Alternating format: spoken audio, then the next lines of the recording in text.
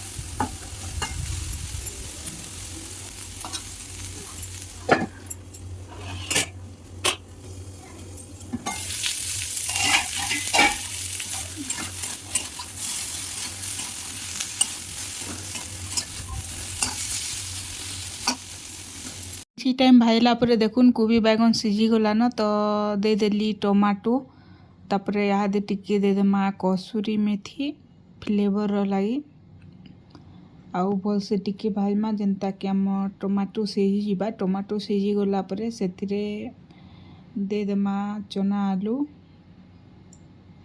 तापर एटा टिके देखुन ଦେଇଦେଲି गोलमरीच गुण तापर टिके ଦେଇଦେଲି कलर लगी काश्मीर लाल तापर ଦେଇଦେଲି तीखा लाल आउ भलसे घाटी गुटा करी भाईमा।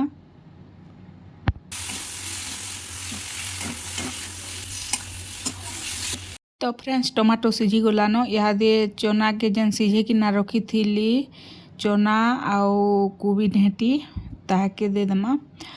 कोबी ओना ही थिला बेले फ्रेश फ्रेश थिला बेले मते साग टिके माने से ढेंटी टिके राधमी कही कि ना ताके सीझे देथिली।